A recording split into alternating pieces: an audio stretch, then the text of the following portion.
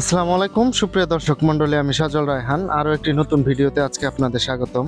আজকে কিন্তু আমি চলে এসেছি আমাদের চকে আসার একটি বিশেষ কারণ আছে। সেই কারণটি হচ্ছে আমি বিভিন্ন সময় বিভিন্ন জিনিস এক্সপেরিমেন্ট করে থাকি। তো এবছর আমি ধান চাষ করেছি। এবছর আমার মাথায় আসলো যে আমি এবছর এক্সপেরিমেন্ট করব যে আমাদের দেশের মাটির উর্বরতা দিন দিন কমে যাচ্ছে। আসলেও মাটির উর্বরতা কতটুকু কমে যাচ্ছে, কিভাবে কি ভাবে কমছে, কেন কমছে, সেগুলো আমি ফাইন্ড আউট করার চেষ্টা করেছি।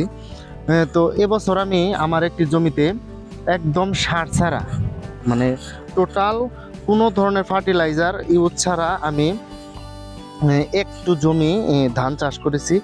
সেগুলো আমি আপনাদের দেখাবো যে আসলে সেখানে ধান কেমন হয়েছে আর কেমিক্যাল ফার্টিলাইজার দিয়ে আমি যে ধানগুলো উৎপাদন করেছি সেগুলো কেমন হয়েছে। তো আসুন আমি আপনাদের দেখাই।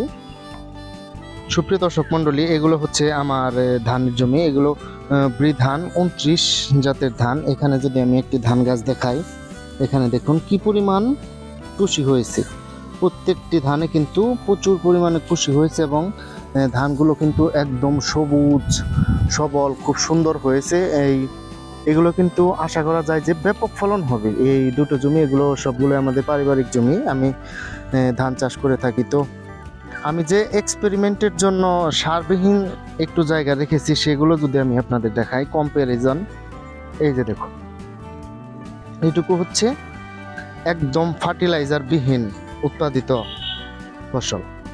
আমি যদি আপনাদের কাছ থেকে দেখাই, এখানে আপনারা দেখতে পাচ্ছেন এই ধানগুলোতে আমি কোনো ধরনের কোনো সার ব্যবহার করিনি, একদম জিরো ফার্টিলাইজার।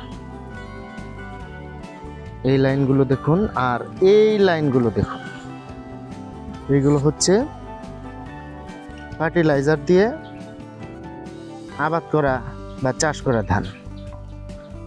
তো ফার্টিলাইজার ছাড়া আসলেও এখন আমার মতে কোনোভাবেই কিন্তু ধান চাষ করা সম্ভব নয়। তার কারণ হচ্ছে আমাদের দেশের মাটির উর্বরতা কিন্তু দিন দিন কমে যাচ্ছে।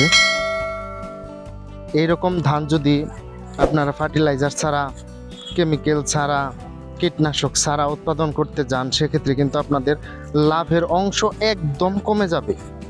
কারণ আপনার এখানে জমি চাষের যে কষ্ট আছে সেগুলো বসবে, রোপণের কষ্ট, বীজতলার ধানের কষ্ট, সব কিছু মিলিয়ে যদি আপনার ফলন এরকম হয় সেক্ষেত্রে কিন্তু আপনার লাভবান হতে পারবেন না। আর ফার্টিলাইজার দিয়ে উৎপাদিত ধানগুলো দেখুন কীরকম হয়েছে। তো আমি কিন্তু সরকারি লোগো, মানে সরকারি নিয়ম অনুযায়ী সেভাবেই ধান রোপণ করেছি। এই ক্ষেত্রে মাশাআল্লাহ আলহামদুলিল্লাহ অনেক সুন্দর ধান হয়েছে। তো আমি আপনাদের কম্পারিজন দেখালাম যে আসলেও কি ফার্টিলাইজার ছাড়া ধান উৎপাদন করা সম্ভব কিনা। আপনারা কমেন্ট করে জানাবেন এবং ভিডিও দেখে আমাদের সাথেই থাকবেন।